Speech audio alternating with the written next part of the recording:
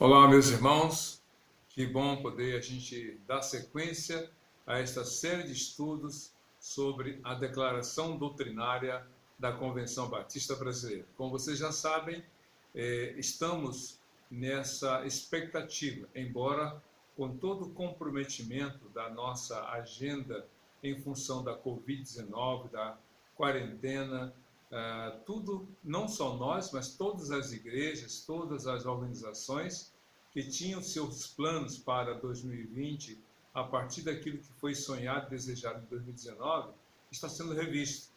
E isso não quer dizer que os nossos planos foram jogados por terra e que deles desistimos. Não. O que a gente está aprendendo é rever os planos. A segunda lição que a gente está também aprendendo, que a gente já está ciente disso, é que os nossos planos estão sujeitos a falhas. Os planos de Deus, jamais. Jó disse lá em Jó 42, versículo 1 e 2. E disse Jó: bem sei que tudo podes e que nenhum dos teus planos pode ser frustrado. Então, os nossos planos podem ser revistos, modificados, alterados, postergados, adiados, lançados para trás, ou então revistos, recalculados, reformulados, repensados, refeitos.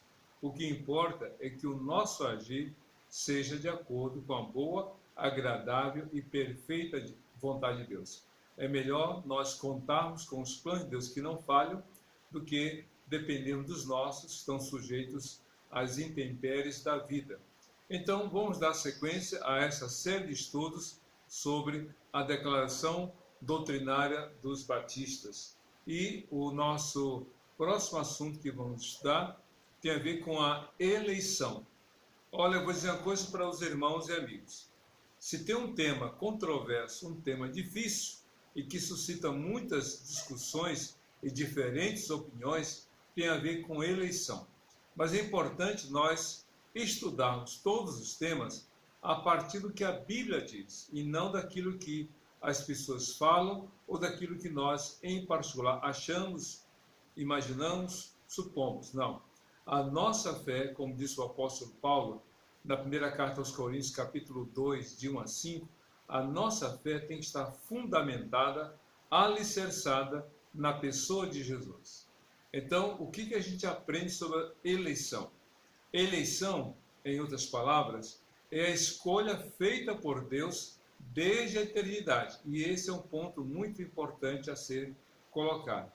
Deus, como Ele é o único que sabe tudo, que pode tudo, que pode estar em qualquer lugar, Deus tem duas coisas que nós não temos, dentre tantos habilidades, poderes e atributos. Deus tem a presciência, e o que é a presciência? É Deus vê antes. Deus vê antes. Deus conhece antes. E Deus determinar as coisas antes delas acontecerem. Então, a eleição é diferente daquilo que se supõe de predestinação. Como assim? Existem grupos religiosos, e nós os respeitamos, como já falei em outras ocasiões, nós respeitamos o modo diferente do outro pensar. A gente respeita, mas a gente fica com aquilo que diz respeito à convicção que temos aprendido. Então, alguns dizem que predestinação é Deus predeterminar quem vai ser salvo e quem não vai ser salvo. E isso entra em conflito com aquilo que a Bíblia fala sobre o amor de Deus. Quando você diz que alguém foi predestinado para a salvação, você vai supor que, por outro lado, alguém ou alguns foram predestinados para a perdição. E aí haveria um questionamento: que Deus é este que predeterminou e predestinou alguém para o inferno? Não, a Bíblia não fala disso. O que a Bíblia deixa claro é que Deus conhece antes. Então, a eleição, escute bem, é a escolha feita por Deus desde a eternidade, sem mérito humano. Ou seja, não é por aquilo que o homem é que Deus fez suas escolhas. Deus fez as suas escolhas antes da humanidade existir. E aí a gente entende que não é por mérito, porque mérito é o seguinte, vamos fazer aqui, vamos dar um exemplo. Você vai ao aniversário de alguém que completou, vamos supor, 100 anos. Então a família fez uma grande festa e convidou você. Por quê? Porque aquela pessoa disse, eu quero fulano na minha festa. Eu vou fazer 100 anos e essa pessoa conheço desde há 80 anos atrás, vamos imaginar. E aí então você com muita alegria recebe aquele convite. E aí você fala assim, eu vou porque a pessoa me escolheu, porque nós somos amigos de longa data, eu estive presente na vida dessa pessoa em todos os momentos, até nos mais difíceis. Então essa escolha, meu querido, minha querida, é por mérito. Você foi escolhido porque você realmente teve uma convivência com essa pessoa e ela, por gratidão, te convidou para a festa. Então, quer dizer isso? Isso é o quê? Uma escolha por mérito. Só que Deus não nos escolheu por mérito.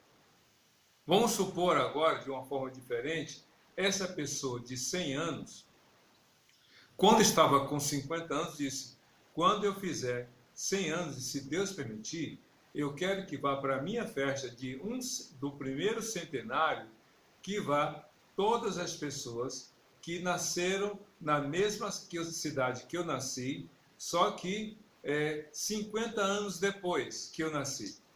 Olha só, a pessoa vai fazer 100 anos e ela, então, planejou há 50 anos atrás que quando fizesse 100 anos, fossem para casa, para a festa dela, aquelas que nasceram 50 anos antes do centenário dela.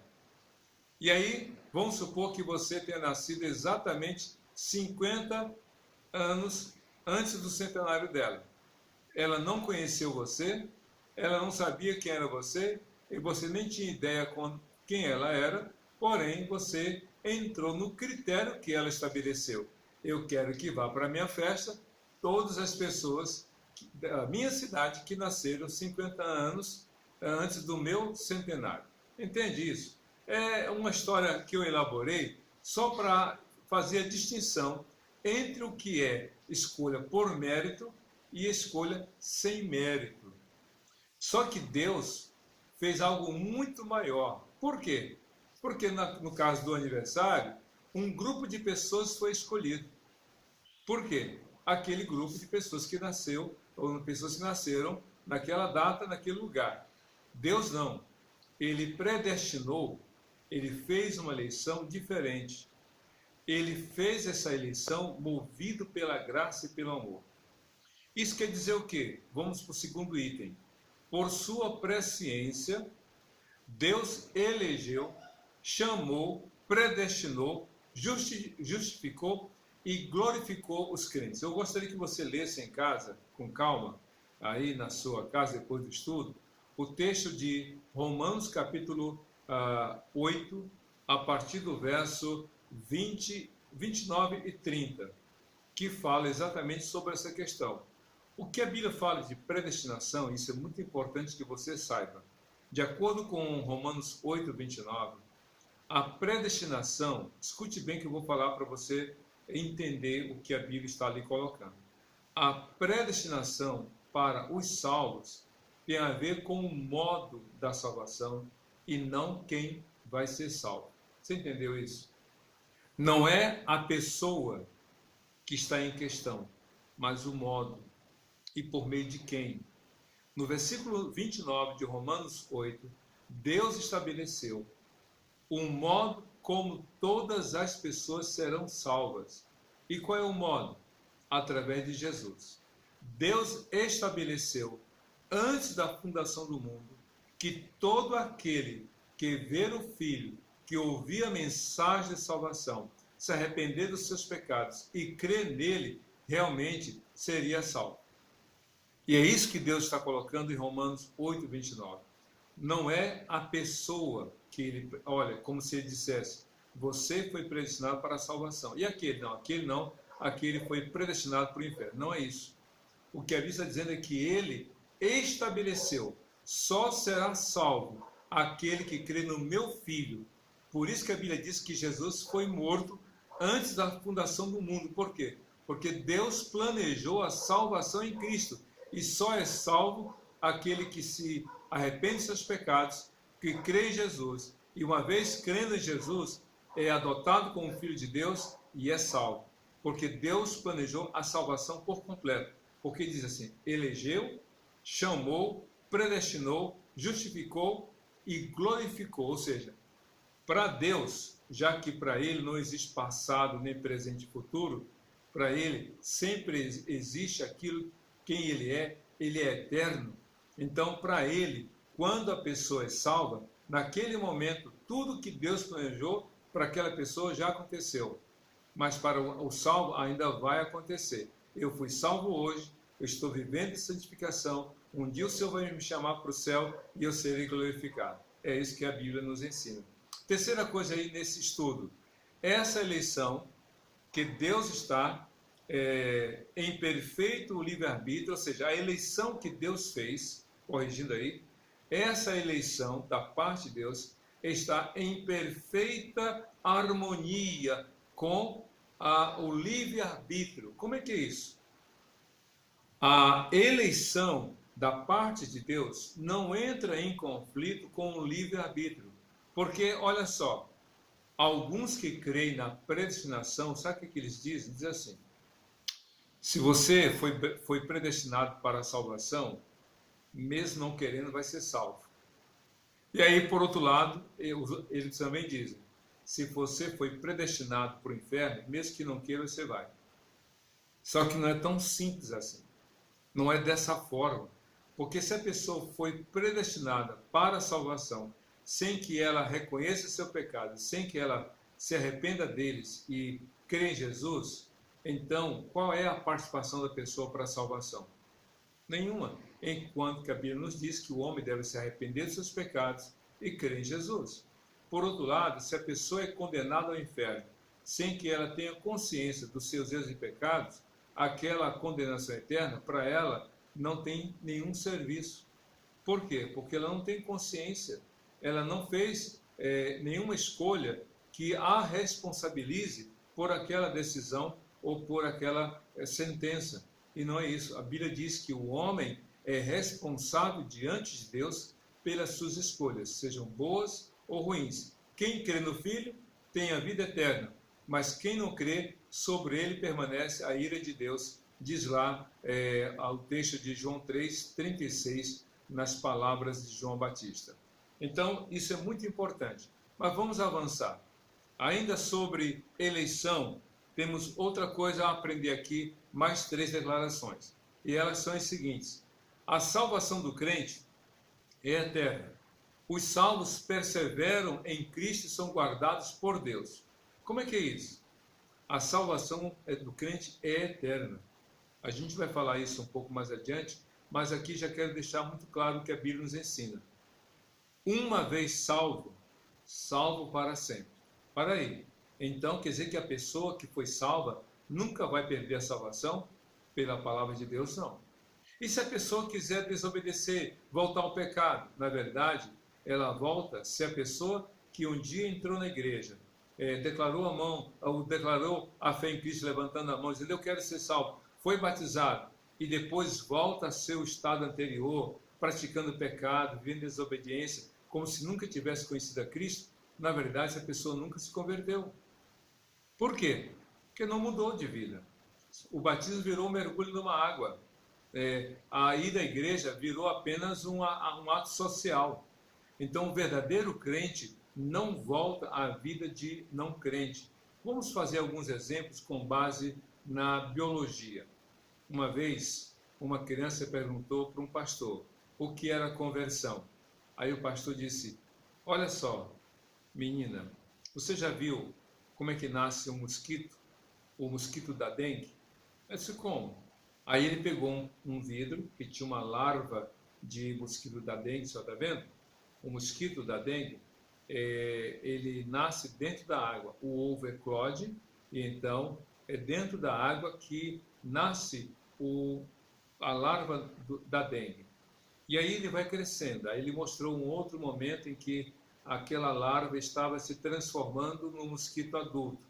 E aí, quando aquela larva saiu do casulo, está vendo? O mosquito, a larva saiu da água, que era o ambiente dela, e agora virou mosquito.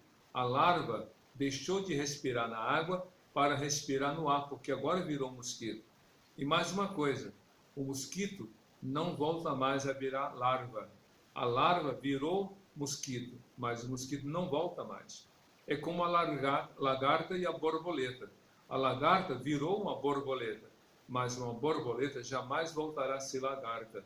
Então, a transformação é interior. O crente nunca volta. Se a pessoa voltou, é porque, de fato, nunca foi cristão, ou então, em determinado momento, vai se arrepender e vai se reconciliar com Jesus, como aconteceu com o filho pródigo de Lucas capítulo 15.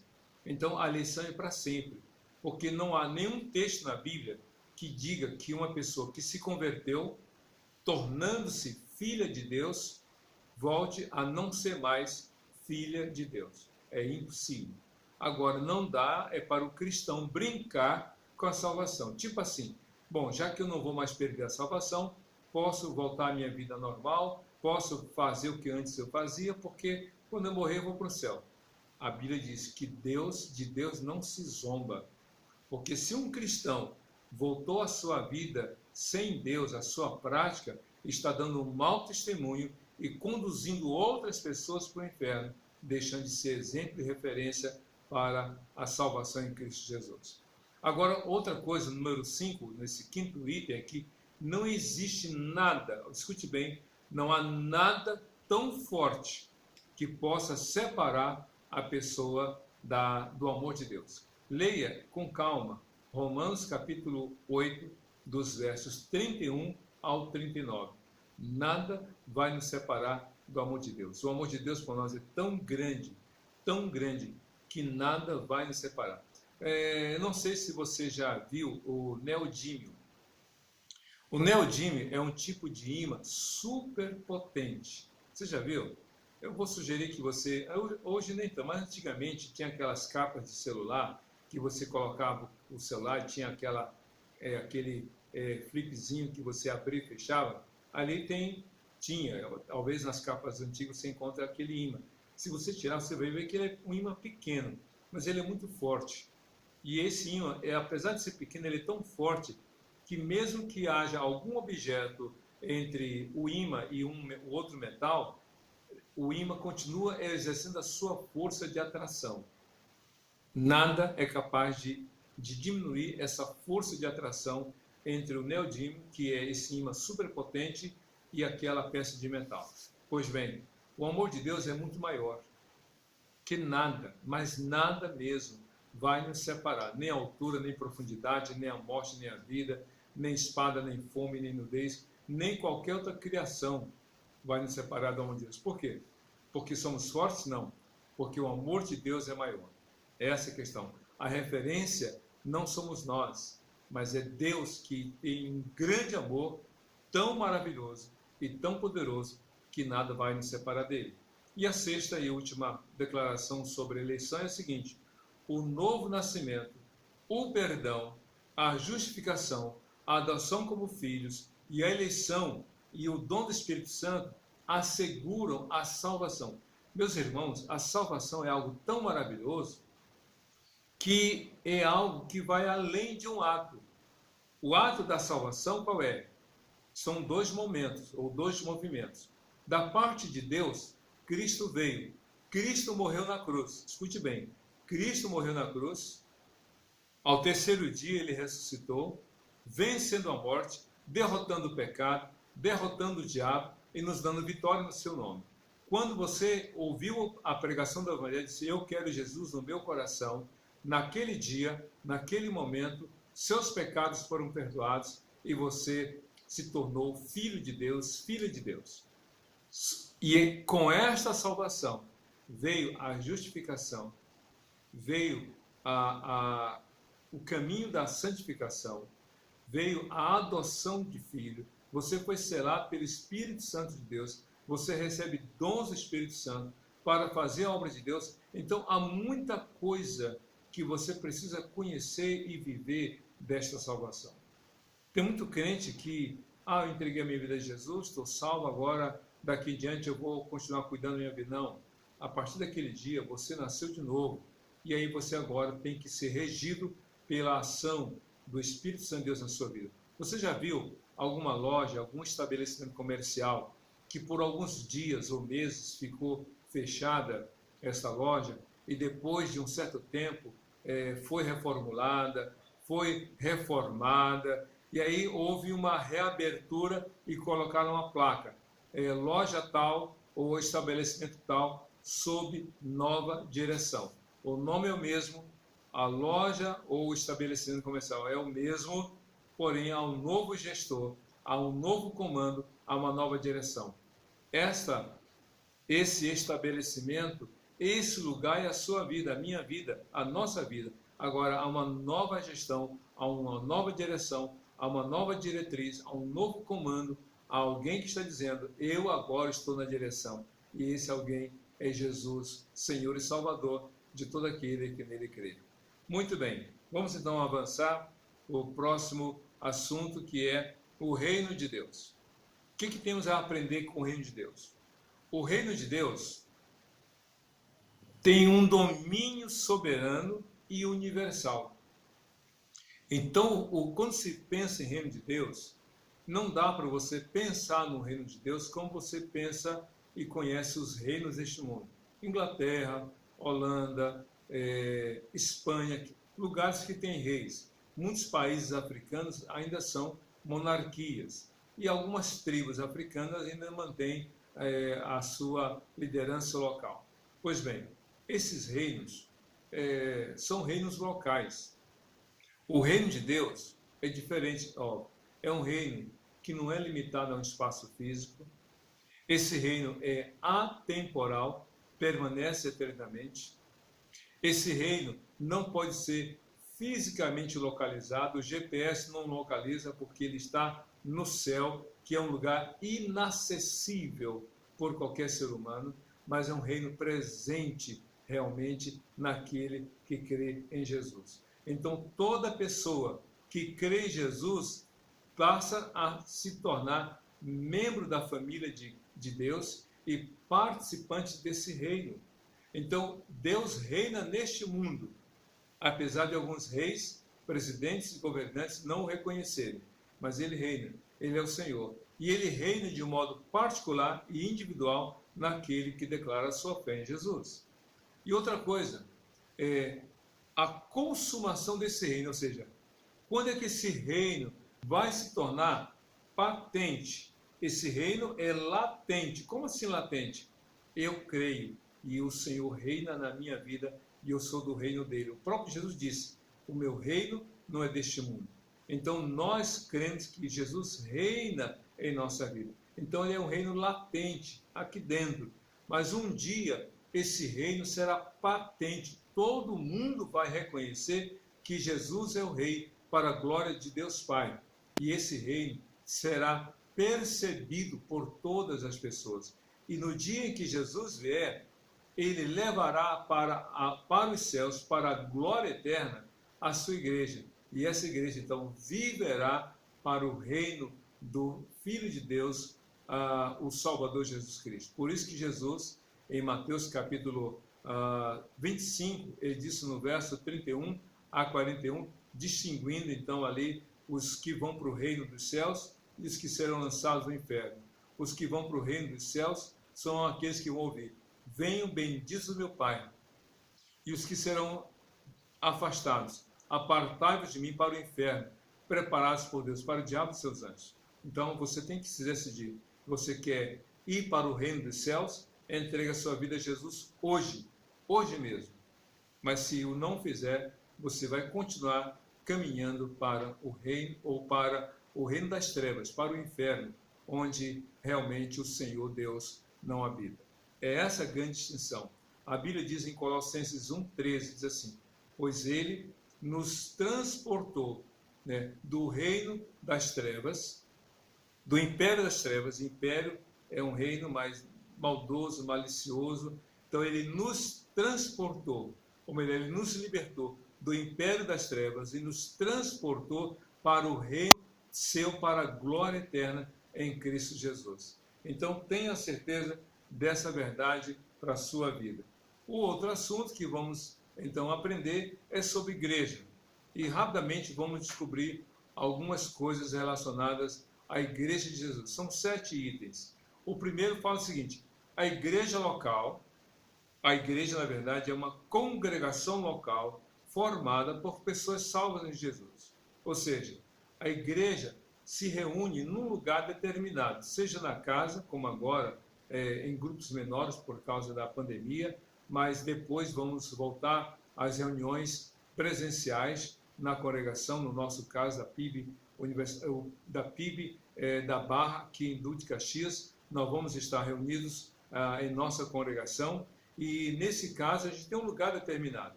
Já as igrejas já estabelecidas voltarão às suas atividades normais nos ambientes já estabelecidos também. Mas o fato é que a igreja ela é formada por pessoas salvas.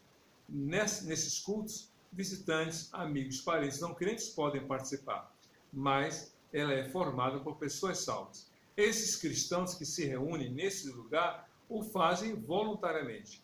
Meu querido, você não é obrigado a fazer parte da igreja. Mas um dia em que você entregou a vida a Jesus, você se tornou membro da família de Cristo. E qual é o membro da família que quer ficar distante? Quer estar em comunhão. Assim como você está em comunhão com a sua família, com seu pai, com a sua mãe, com seus irmãos, com seus filhos, então o membro da família de Cristo tem que estar presente na igreja quando ela se reúne. Outra coisa que é importante, os crentes pertencem a Deus através de Jesus. A Bíblia diz em João capítulo 1, de 11 a 13, que você que um dia creu em Jesus, você recebeu o privilégio, o direito de ser chamado filho de Deus.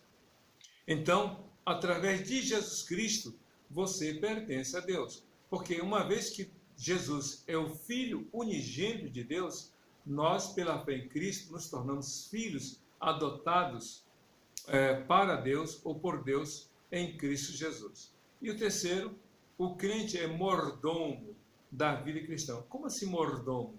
O mordomo é aquela pessoa que apenas é o que vai cuidar do que não é seu. O mordomo, que é uma figura dessas casas de nobreza, é aquela pessoa que cuida, né, que dá, tipo a governanta, que dá as ordens para as coisas funcionarem dentro de casa. Então, o mordomo ou a governanta não são dons da casa nem dos bens que ali estão, e nem das pessoas que ali servem, apenas estão cuidando. Nós somos os mordomos da vida que Deus nos deu. Tudo é de Deus, nós apenas cuidamos, inclusive da vida que Ele nos concedeu. Por isso é que nós usamos tudo que Ele nos deu, inclusive os talentos e os dons, para servirmos ao Senhor. A igreja é um lugar formado por pessoas, ou no caso, a igreja é o corpo de Cristo, formado por pessoas que servem voluntariamente a Deus por meio da fé em Jesus. É assim que funciona. E por fim, a gente vai aprender as últimas coisas sobre igreja. Cabe ao cristão dar testemunho de sua fé em Cristo a todas as pessoas. Você que é um cristão, você tem o dever, a responsabilidade e o compromisso de falar de Jesus. Lembra que Cristo falou para aquele homem gadareno que foi liberto pelo poder do Senhor?